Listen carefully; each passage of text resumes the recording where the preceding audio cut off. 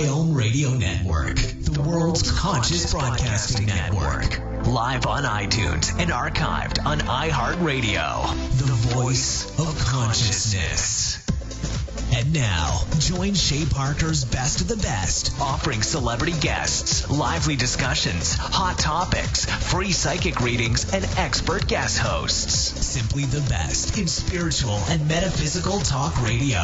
Listen live on your phone or device using our universal mobile player. No app needed. Shay Parker's Best of the Best. Find out more at bestamericanpsychics.com.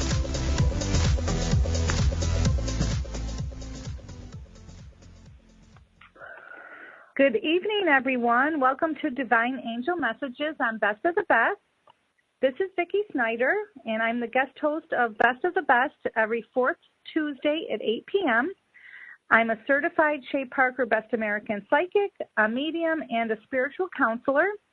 And you can learn more about me and my services at my website, VickiSnyder.com, and I spell my name with an I at the end, so it's VICKISNYDER. On my website, you can also book a private reading with me that's either in person, phone, or Skype right through my website. I'm so happy to be here tonight, and I have a very special guest for you all. His name is Richard Singer, and he's a real human being who's quite faulty and still struggles with life on a daily basis, which is one thing I always search for with guests is down-to-earth people who are truly real and definitely having struggles of their own because they are such a great inspiration to all of us. So he is a recovering drug addict and alcoholic that once was homeless, hopeless, and penniless. However, he is an award-winning author, trained psychotherapist, adjunct professor, and most importantly, a seeker of truth. So he's really worked very hard. He has studied Eastern psychology, Buddhist healing, and nonviolence at the doctoral level. He's written 2 meditation books and co-authored an inspirational children's book. And his newest book is called Eastern Wisdom, Western Soul. And this is a book that bridges spiritual enlightenment of the East with the mind and soul of the West. He's been featured in many magazines, on various radio and television shows, including the BBC News in London, and his books have been widely reviewed, specifically by Library Journal, Martha Stewart's Body and Soul magazine, and many other review forums. You can contact him at rsinger9999, that's 4 9s, at gmail.com, and his website is ricksingerbooks.com. So welcome to the show, Rick. How are you? Oh, thank you very much. I'm wonderful. It's nice to be here. Wonderful. I'm so glad that you were available to come on the show and share your story. Yes, and, absolutely. Tell us about your book and whatever else we decide to talk about tonight. Definitely. It's amazing. Yeah. So why don't we start off by maybe, your bio kind of starts out with you talking about your drug addiction and alcoholism that Sure. you've been in recovery. So why don't we kind of start there? Sure. Anything specific or I've been in recovery. It's kind of a broad question. I guess when did you start maybe using drugs and alcohol, and when did you realize that was a problem? I started early, in high school, and it wasn't really a problem then. It was just kind of what we all did. We were having fun. We were being kids. But around 18, 19 years old, I realized that, I wasn't like everyone else. I kind of used more and drank more than everyone else, and I started having some consequences. So eventually I ended up in recovery about the age of 21 and was 21, sober. wow. And I was sober for 15 years and unfortunately relapsed after that for about 3 years and finally made it back. And, it's better than ever now, but it was certainly a struggle after I relapsed. Yeah, I'm sure.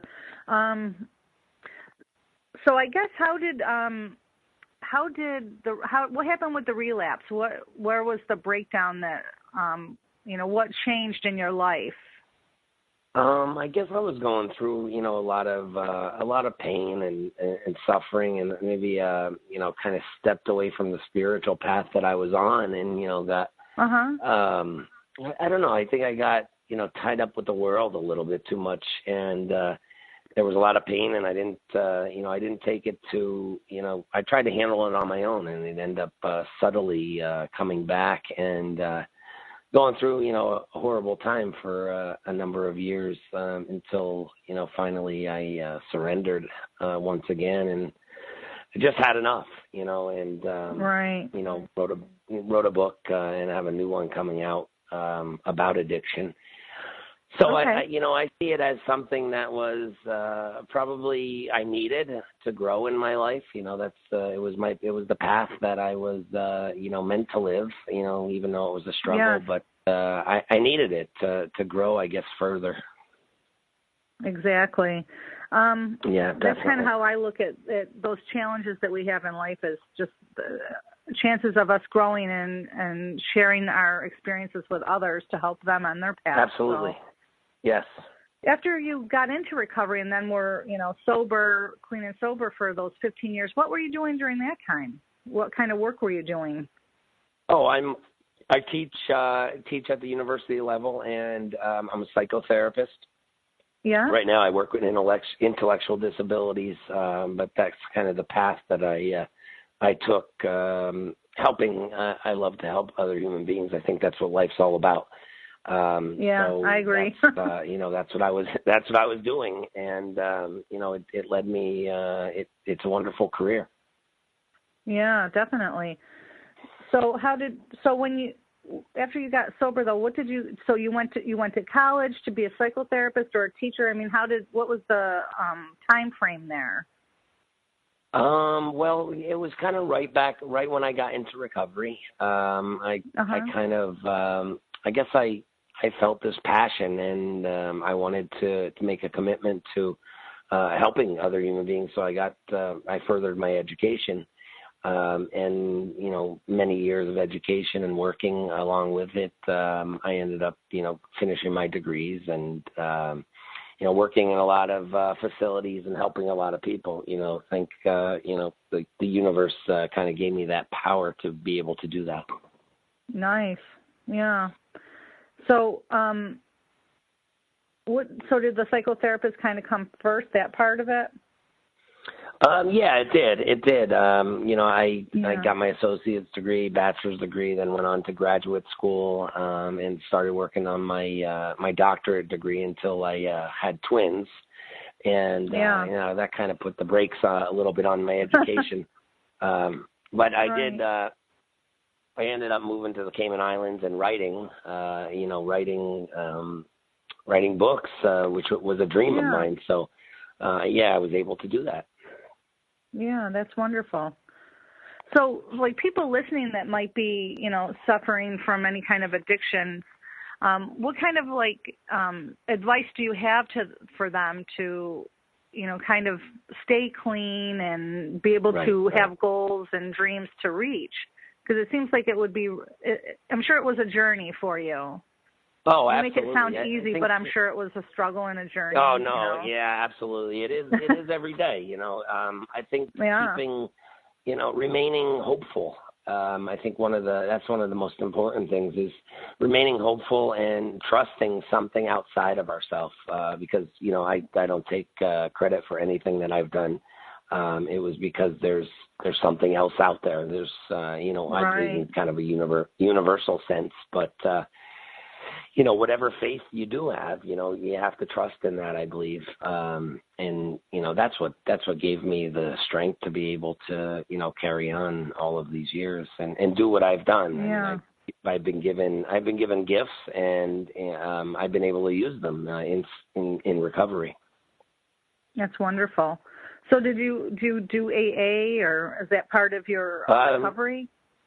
Yeah, I do a lot of different things. One of the main things is 12-step support groups, as well as meditation, therapy, all the things combined. I think there's many resources out there, and I try to use as many as I can to stay sane and stay mindful of, I guess mindful of the present, because right. I don't think the past and the future, all those things are really real. What we have is right in front of us, and that helps me with recovery on a regular basis. I think those are really good points that you made, because I think so much is talked about with AA, but there's a whole bunch of other tools for people to use. Oh, absolutely. Yes. Yeah. I mean, it just seems like the most common one that they'll say, to people that aren't that familiar with it. Yeah, definitely. And, there's some people out there that don't want to use a 12-step program or don't want to use certain types of programs. Right. And I think it's important to know that there's tons of resources. I mean, for me, that works, that combined with other things. But, there's certainly not a monopoly on recovery within 12-step programs. There's lots of other things we can do. Right. Okay. Well, we're going to be going to break, so when we come back, we'll pick up where we left off, and we'll see you in a few minutes. Awesome. Thank you. You're welcome.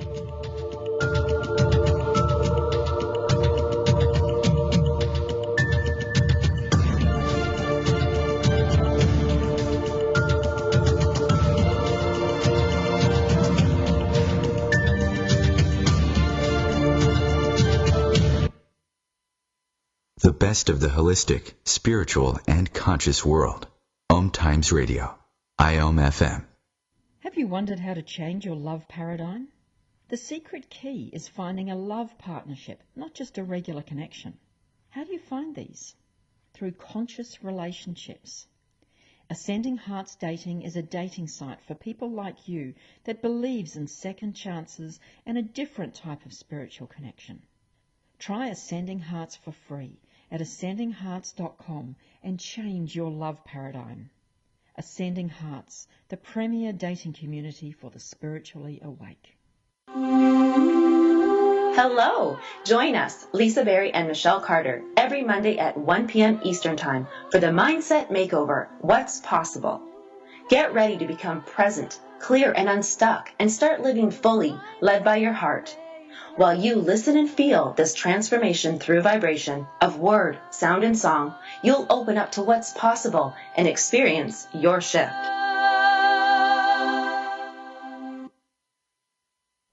Hi, this is Shay Parker, founder of bestamericanpsychics.com. If you are a professional psychic or medium and are looking for a group of like-minded individuals that are truly supportive of one another, Best American Psychics is the place for you. Or if you're not a psychic but you're in need of guidance regarding love, money, career, and more, please visit our directory. Each psychic is double tested and approved for accuracy, professionalism, ethics, and more. bestamericanpsychics.com, a new league of professional psychics. So, I'm a dog, and I just got adopted by this new human guy, and I'm starting to wonder how he got along without me. I mean, okay, something as simple as walking around the block. He's got this leash thing, and he puts me on one end and him on the other, and I'm just taking him around. I think he's afraid of getting lost. Without that leash and me guiding him along, I don't think he'd find his way back home. But it's kind of cute. A person is the best thing to happen to a shelter pet. Be that person. Adopt. Brought to you by the Ad Council and the ShelterPetProject.org.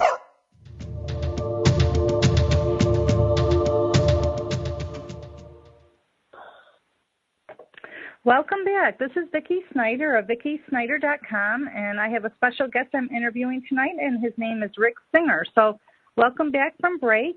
During this segment, I'd like to kind of talk a little bit about some of the things that you mentioned in your bio, which were the Buddhist Healing, things that you've studied, nonviolence at the doctoral level, and being a seeker of truth. I think that's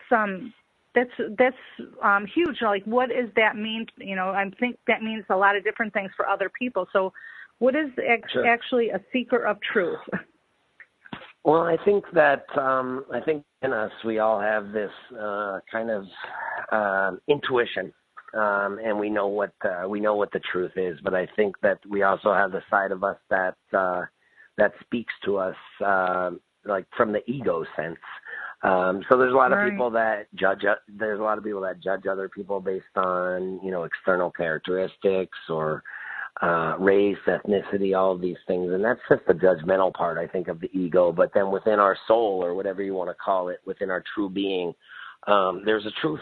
I believe that there's a truth to the universe. And I seek that on a daily basis, because I think a lot of times our ego can take us down the wrong path.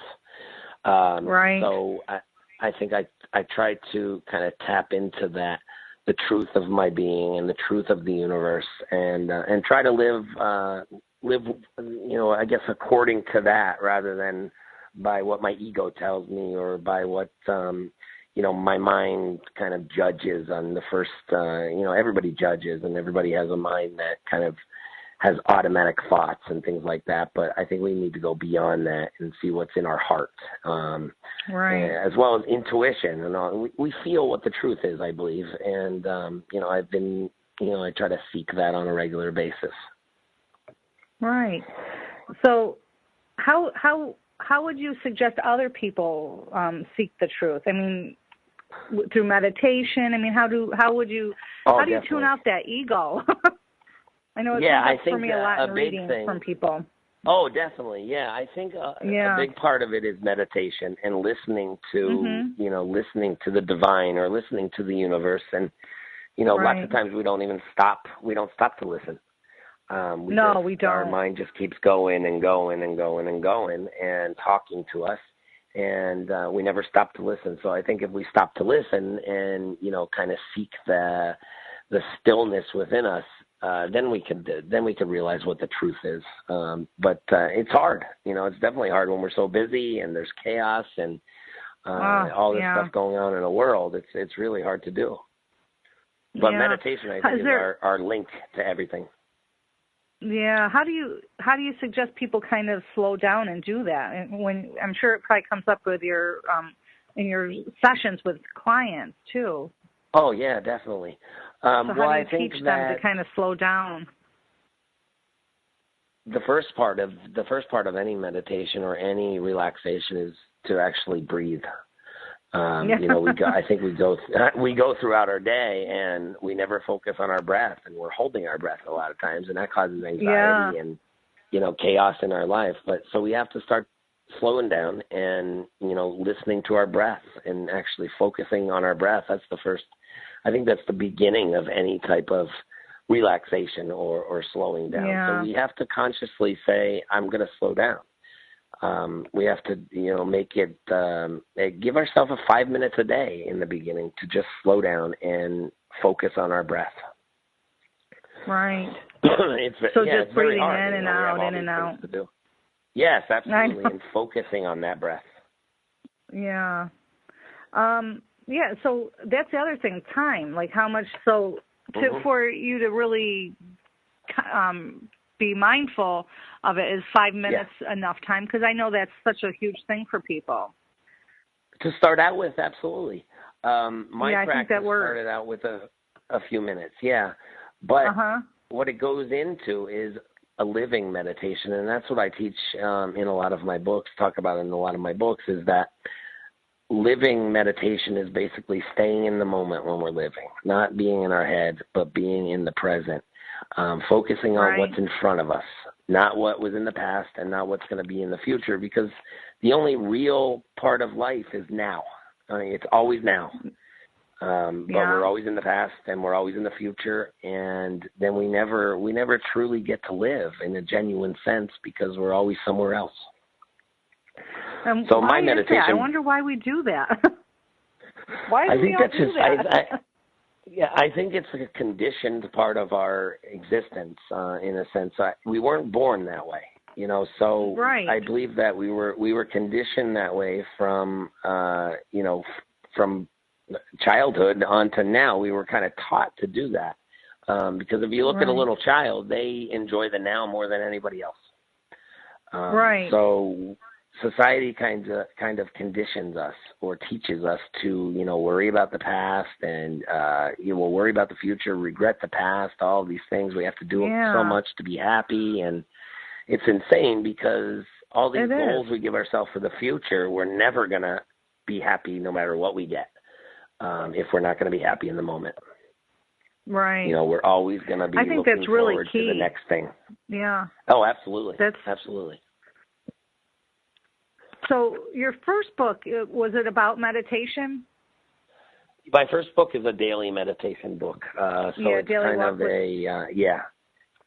Yes, that's a daily meditation book that has a meditation for every day and a journaling section where you ask yourself questions and kind of focus on that meditation for the day. So there's 365 meditations in that. Oh, wow. You know, I find, too, with my work with people that they don't really understand that concept of meditation. And if I ask them, do you meditate? And they have this immediate response that is like they're going to be punished because they don't. Right. Yes.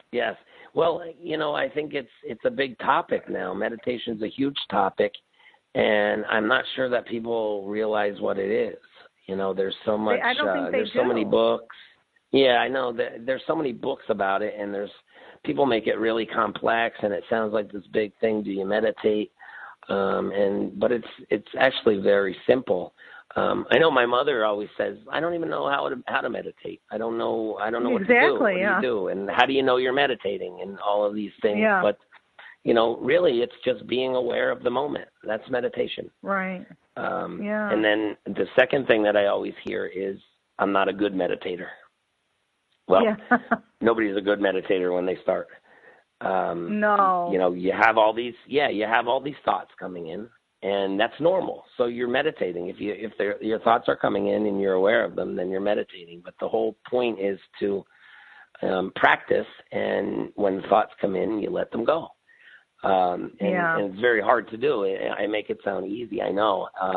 But as you practice, it gets a little bit easier. It does. But, everybody thinks that they're bad meditators. I know. Again, it's funny how we judge ourselves when we're not really even taught how to do it, but we know we're bad at it. Yes, we do. You know, everybody judges themselves, especially in the beginning. Yeah. But it's all normal. It's all normal when you're meditating. Right. Now, how long do you meditate for, you know, on an average? You know, I mean, sure, it's different every day. If you even do it every day, do you have to do it every day? That's the other question. Well, you know what, no, you don't have to, as long as you're doing something. You know, I consider my whole day a meditation, you know, by trying to stay in the moment, and it's called mindfulness. By trying to stay in the moment and reminding myself to come back to the moment all day long is a meditation to me. But if we're talking about formal meditation, you know, I do a little bit in the morning to kind of prepare myself for the day, and then a lot at night, you know, as much as I can at night. And, you know, throughout the day, some formal meditation if I have time. But if not, I just always try to bring myself back to the moment. And that's not easy. Right. And I never do it, you know, close to perfectly. Yeah. So it's always, you know, it's a work in progress. Yeah, and I find that some days seem easier, and I don't know exactly why that is, but some, you know, for me personally, some days it's easier, some days I just can't do it. So I guess it's all of the external stuff. Yeah, I think so. That gets in there. Yeah. Definitely. So I'm sure other people feel that too. So just keep at it. That's what I do. Like, oh, geez, I'm not feeling that connection like I usually do. So I'll just give up and try again tomorrow. Yeah, and I think we need to be, you know, less judgmental of ourselves. Yeah. You know, because it's true. Always going to be, it's always going to be, you know, there's always going to be days when you're not very good at it. Mm-hmm. Very true. So I like the idea of your book. Where can they get that first book of yours? Right on your website? Or Amazon? The first book's on my website. Yeah, the first book is on my website and on Amazon. And my website actually links to Amazon. So all the books are on my website. Yeah, all my books are on the website, and they are all on Amazon. They're all over the internet, and you know, in bookstores as well. Right. So his website again is ricksingerbooks.com, and that your first book. When did you write that one?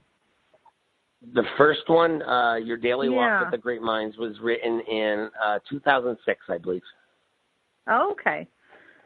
Yeah, so a long I know time when ago. we come, we're going to be going to a break in a few minutes, so I do want to talk more about the writing when we further in the show. But that book sounds like a really great book for people who are trying to maybe get in the habit of meditating, and they don't know how to do it. You know, I know a lot of people just sit there with and just expect quiet, and that doesn't work that way when you're starting out. No, it doesn't. You know? No, definitely not.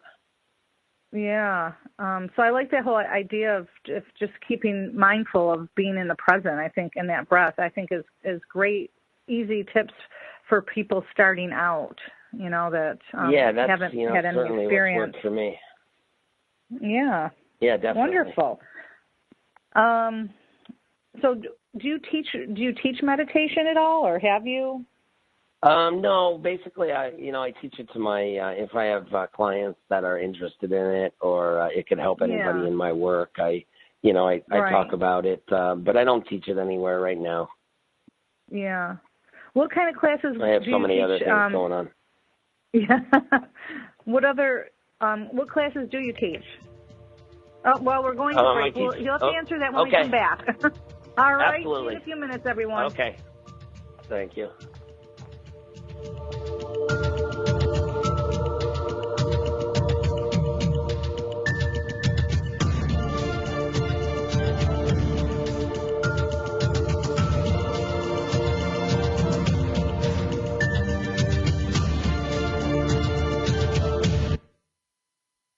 The best of holistic, spiritual, and conscious world. OMTimes Radio. IOM FM.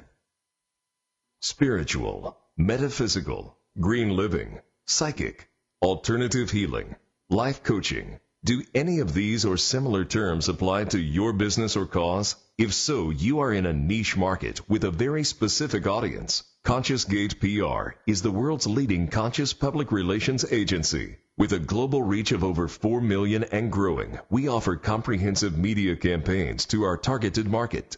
Learn more at ConsciousGatePR.com. Conscious marketing for conscious minds.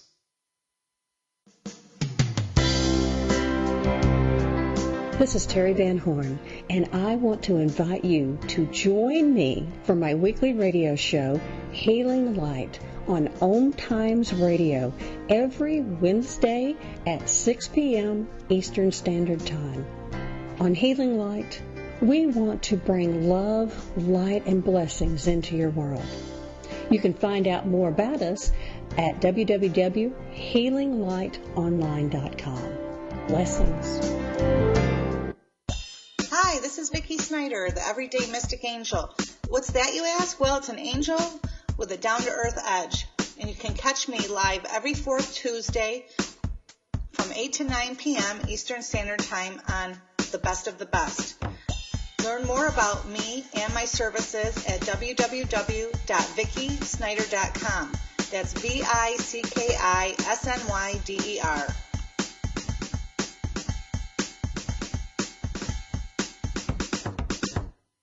Every 2 minutes, an American is sexually assaulted.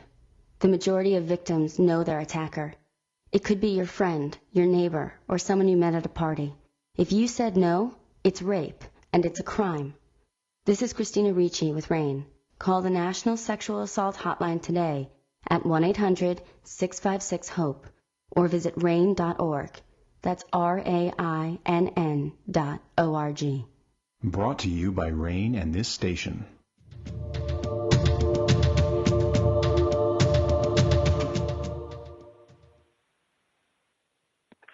Welcome back to Divine Angel Messages. This is Vicki Snyder of VickySnyder.com, and I'm interviewing my special guest, Rick Singer.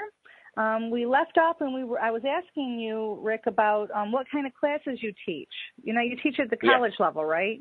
Yeah. So what kind of classes do you teach? All kinds of psychology classes, psychopathology. Yes, all psychology classes and counseling classes, yes. Great. Wow. Intro to psychology, basically all of them. I've been doing that for probably about 12 years. Wow. I just find it fascinating because, you know, your bio says that you were homeless, hopeless, and penniless, and then yet Yes. you rose up to do all this kind of work. So the homelessness, when did that come into play? Was that when you had the relapse? Yes, it was before I got into recovery as well when I was younger. Okay. But when I had the relapse as well, it was a really horrible time, and I had a lot of consequences from it. But it taught me a lot. It taught me a lot about life. I appreciate life much more, and it could happen to anybody. That's the thing about addiction is that it doesn't discriminate. Throughout the years, I've treated doctors, lawyers, cops, firemen, all different life, different types of people. Absolutely. Right. Okay. So, what about Buddhist healing? That was something that we didn't really get to talk about the last segment. So I'm kind of interested in that because you kind of have a wide range of interests here and learning. Yeah, so, definitely. What is that? What is Buddhist healing for the listener? Well, a lot of it is it's meditation and studying the kind of the scriptures of Buddhism. So there's a lot of methods. There's a lot of different methods to healing, according to the Buddhist tradition, as well as other Eastern spiritual disciplines. There's Ayurveda and a lot of different energy medicines. It's really varied. But mostly what I teach and use is mindfulness and being connected to everything, because we're all connected to every living thing and every part of the universe. I was just reading something by Thich Nhat Hanh, which is a mindfulness teacher, and he was talking about a lot of just reading the page of the book. You see clouds in that page because without the clouds there'd be no rain, and without the rain there'd be no trees, and without the trees there's no pages to that book. So everything is that's part of the mindfulness too, is realizing that we're all connected and that everything's connected, and we never really die. When we do what's called die in the traditional senses, we kind of go back into the world and become something else. Maybe it's another human being, but maybe it's part of a flower or the trees or the clouds or, whatever it is. Everything, nothing's created, nothing created is ever destroyed. So it's always, it always comes back into the universe in some manner. Okay. It's pretty amazing. It really is. It's heavy, huh? But it's true. But people I don't feel they think of it in those terms, No, they don't. And a lot of that gets rid of a lot of the fear that we have too, because, life doesn't end. No. Definitely is a medium, I know that, but it is before I was, I was afraid of death just like everyone else before I tuned into that. And it's no doubt about so refreshing not to have that fear. So I wish that for more people. Yeah. So do I. Knowing that how we are all connected is just wonderful. So how did you become an author? How did you go about doing that? I know there's a lot of people out there that want to write. So how did you go about doing that? I always wanted to write. So how it began was I put my meditations, I entered them into or submitted them to Chicken Soup for the Soul. And it began there. Yeah, it began there. I was published in Chicken Soup for the Soul, a meditation book that they had years ago. And, once that happened, it kind of motivated me to do my own books. I said, I guess I said to myself, it was kind of a fear before that. So I kind of said to myself, well, if I could get published by Chicken Soup for the Soul, then why not write my own books? A lot of other people do that. So then that was a goal of mine. And so then I was in the Cayman Islands at that point, where I lived for 7 years, and I started going to the beach and writing every day. Eventually finished the book. I finished the book, and I submitted it to a lot of places, my first book, and I got all kinds of letters saying no. So I decided to self-publish my first book. And then it was picked up by a traditional publisher after that because of the reviews that it got. Yeah, so and then from then on, I always had publishers willing to publish my books. So it started out with self-publishing. And from there, it ended up being a lot bigger, and hopefully it gets a lot bigger than it is now. Right. So who did you use for the self-publishing? My first one, I believe, I think it was called Book Surge. I think I'm not even sure if it still exists. Yeah, I'm pretty sure it was called Book Surge, and then after that, I was published by a bunch of different publishers. Yeah. So what is the what is the difference? I mean, did you like doing the self-publishing, or do you prefer, not to? Yeah, I prefer not to because it's a lot of money up front. Okay. So I prefer somebody else put all the money up front. Definitely. Plus, there's a lot. I think there's a lot more. I think you can make more money than you can regular publishing in self-publishing because you can sell your books for. You can get more of a profit. Okay. Because I get a small percentage on the books that I sell, but I think it's nicer for somebody to handle everything, actually. Yeah. So, I found it a lot nicer for that.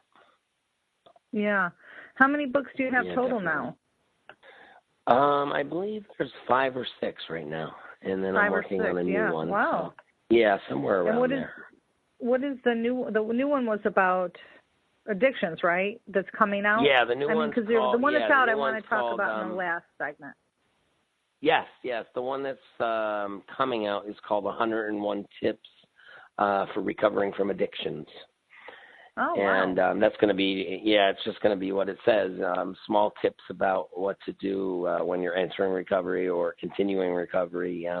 Just, strategies on either remaining in recovery or getting in recovery and continuing it in a successful manner. That sounds like it's going to be successful. I think so. It seems like it'll be simple enough. Yeah. Yes. Yeah, there's a lot of interest right now for the new one, definitely. Good. So we'll see how that goes. Yeah, I can't wait to see how that goes, actually. Yeah. When do you expect that to be out? That'll probably be out in January. Wow, not too long. Yeah, no, probably January. I'm still working on, I've written the book, and I'm working on the manuscript now and getting it all together for the publisher. Nice. Wow. Yeah, so we'll see. How often do you, now how do you, because I know this comes up, and I know there's so many people out there that do want to write, but they feel like they don't have, they can't write chapter by chapter. So how do you do it? Right, do you do it chapter by chapter, or is it kind of you just get your ideas down and then put it together at the end? Yeah. A lot of times I've done that, but I've been very grateful or lucky because like a book kind of comes into my head, and I think it comes from the universe in a sense. Yeah. I don't take too much credit for what I have, what I've done writing-wise, because I'm not a great writer. But I think it's come into my head, and I kind of transcribe it. So a lot of it comes in, the way I write it down, or sometimes I just come up with a lot of different thoughts and have to put them together in a book. My recommendation or suggestion would be to just write, and stay in the moment and put your thoughts down, and eventually it'll all come together if it's meant to be.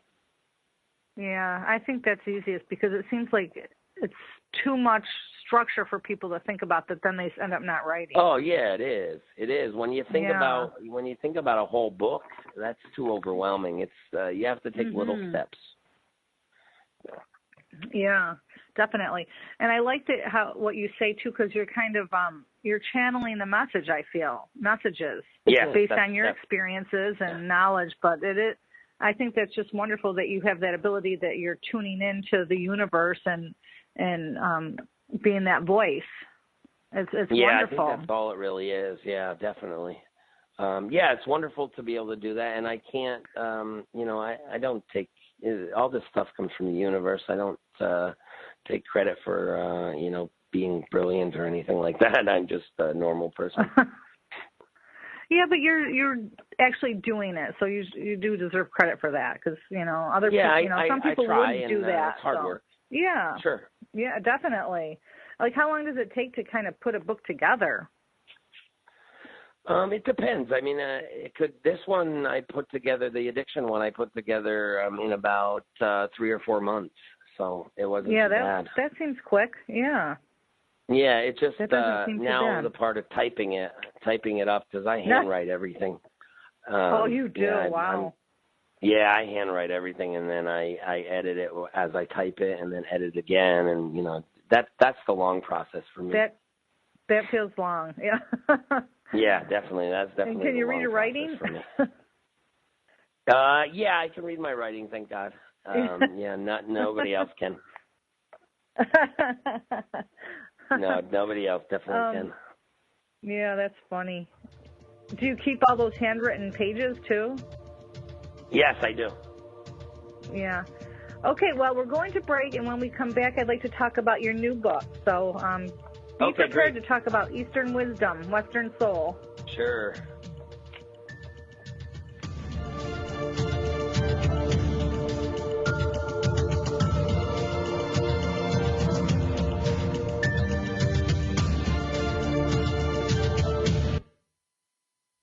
Connecting you with the best of the conscious minds in the world. OMTimes Radio. IOM FM. The number one reason girls drop out of school in sub-Saharan Africa is lack of access to feminine hygiene products.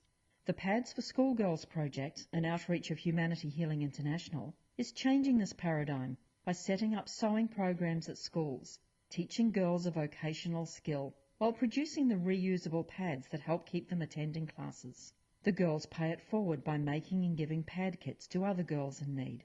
To learn more, visit humanityhealing.org.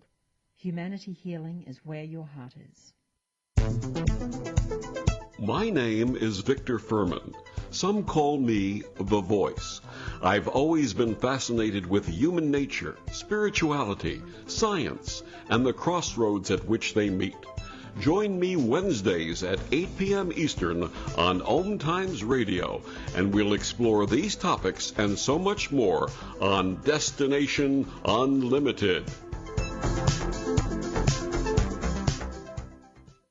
There is no death, only a change of worlds. Chief Seattle. Deborah Livingston is an award-winning intuitive psychic medium whose international services include mediumship, spiritual assessment, animal communication, and spiritual mentoring. She is a published author and a trained shaman. Deborah provides evidential messages from spirit and departed loved ones. Learn more at deblivemedium.com. That's DEBLIV medium.com. When I grow up, I want to be a new pair of blue jeans. When I grow up, I want to be a kid's first computer. When I grow up, I don't want to be a piece of garbage. And if you recycle me, I won't be. Give your garbage another life. Recycle. Learn how at iwanttoberecycled.org. Brought to you by Keep America Beautiful and the Ad Council.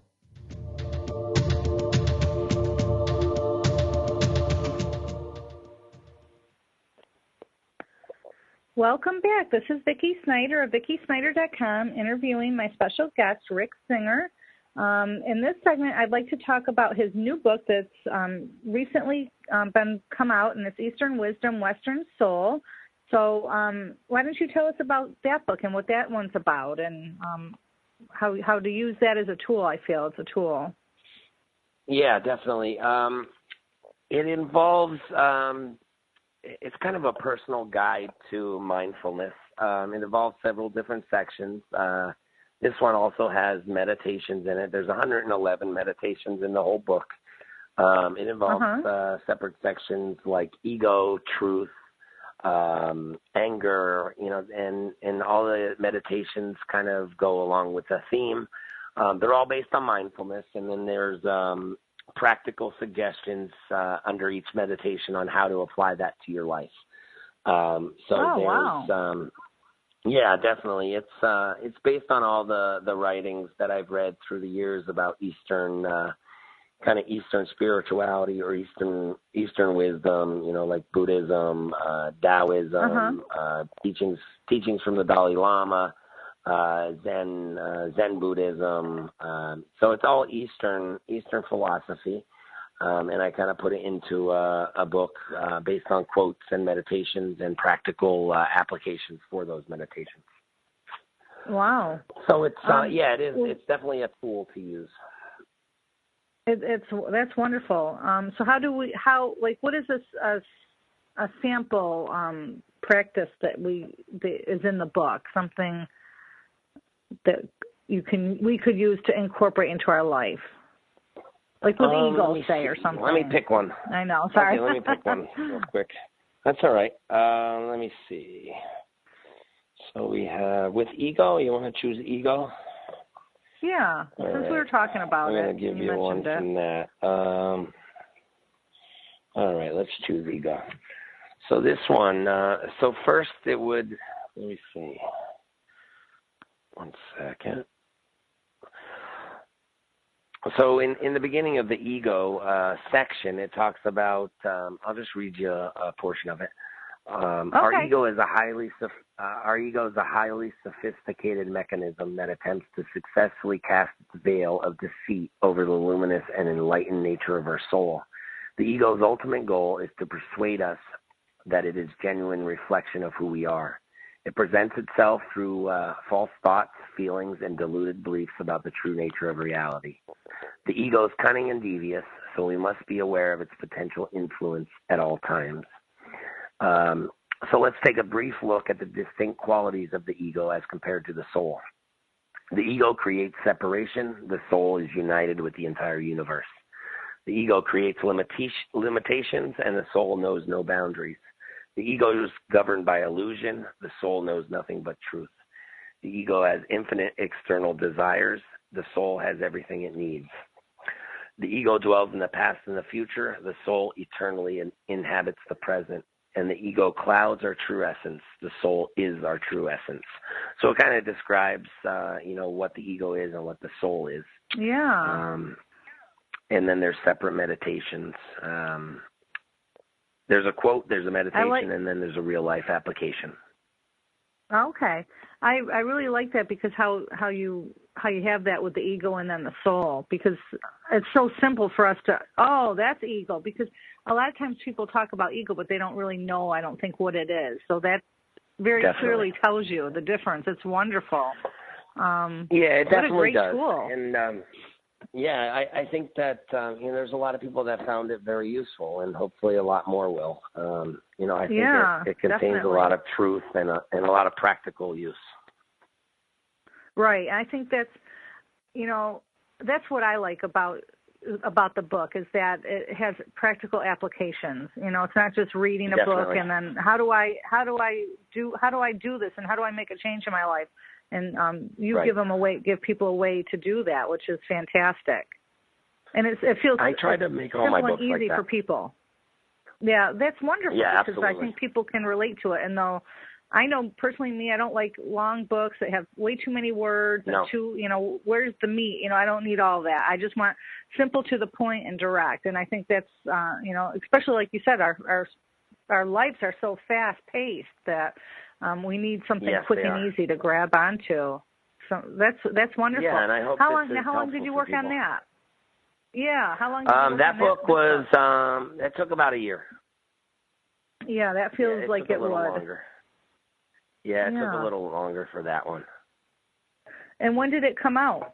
It's fairly new, right? Was it this month? It is actually. September 5th. It was released. Right. So again, everyone that's listening, you can get this on Amazon. You can go to Rick's website too, which is ricksingerbooks.com. I see I'm on Amazon right now. There's a Kindle version that you can get. So, that's even great. Then you can have it with you all the time. Absolutely. Yeah. It's awesome. And how has it been going so far with this one? Oh, it's been going very well. It's been selling well. The first couple of weeks it sold really well on Amazon, and it's in a lot of bookstores. My publisher does really good with distributing it to bookstores, so it's it's definitely doing well. Now, do you go like on a book tour and promote it? No, I did years ago. I haven't done that too much with this. I've done some talks and had some books for sale and stuff there, but other than those talks, no, I haven't really done much like that. Yeah. It's kind of time consuming and. Yeah, it is, and that's what you have a publisher for, right? To kind of promote it. Definitely, yeah, absolutely. Yeah. Yep. Okay. So what about clients? Now you you live in Pennsylvania? Yes. So do you see clients there? Just in case someone's interested in meeting with you. Well, I do online counseling and consultations, and then I have a regular job. I currently I work with people with intellectual disabilities right now. For a company, so I currently do that, and then I do online consultations and things like that. Okay, so they could. So anybody can contact me. Yeah, absolutely. Yep. Yeah, they can contact me. Your by email is my contact stuff. It's R-Singer. Or no, actually, the easiest one is rick@ricksingerbooks.com. Oh, okay. So what was that one again? That's the easy one. rick@ricksingerbooks.com. Yep. Okay, there you go. So that seems a little bit easier for people. Yeah. Yeah. And so if anyone's interested, you can reach out to Rick and see what he can do for you. Because I just feels like you have a lot of knowledge and information to share, and it's wonderful that you put yourself out there to do that and to help people. Thank you very much. On your website, too, I see that right on the homepage, it was the 3 principles you have, which I thought were, yes. I like those. So do you want to talk a little bit about those before we run out of time? Sure. Yeah, absolutely. Well, the first, let me look it up. I know what they are, but just word by word. I have it written down here. Okay, yeah, I have my website up. Oh, you have it? Okay. Yeah, I have it. So living completely in the present moment. Was that the first one on there? Yeah, that's what I talk about. That's when I talk about mindfulness, living in the moment, doing what's in front of us, rather than living in the past and the future and, all of those things, rather than living in the moment with mindfulness. And then we have talking about the ego and the soul. Yeah, go ahead. Yeah, that's huge. So I just hit me a question. Is there a quick tip that you have for people to stay present in the moment? Like, I just had a vision of like a rubber band around their wrist that they snap every time they try to think of the future or something. Do you have something little people tip that do that. Do they? What I do is just there are people that do that, but I always bring myself back to the breath. I always use the breath. Yes. I always use that. That's the way that I come back to the moment is the breath. Okay. Yes. Okay. And then there's the third living one. according to your soul. The third principle.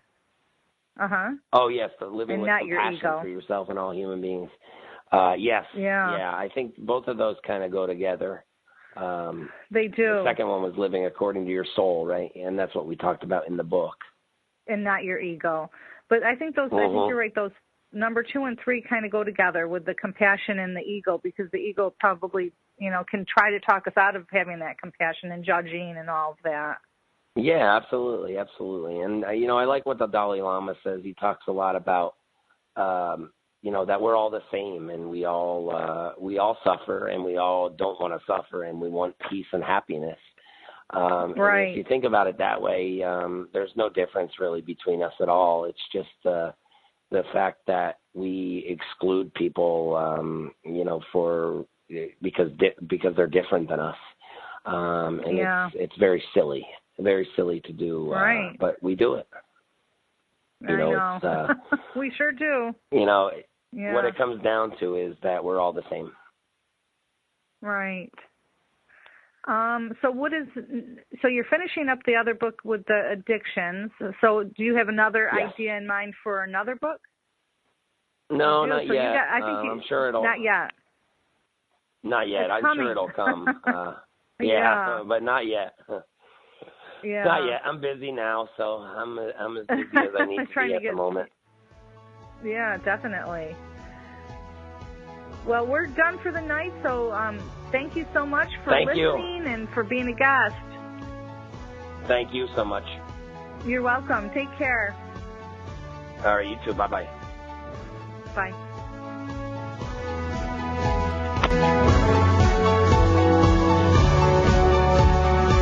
Thank you for joining us for Shay Parker's Best of the Best. Be sure to tune in next week for more lively discussion topics. Have a great week, and don't forget to check out bestamericanpsychics.com in case you need some professional, ethical, and accurate psychic advice from the nation's best psychics. Until next week, take care of yourself.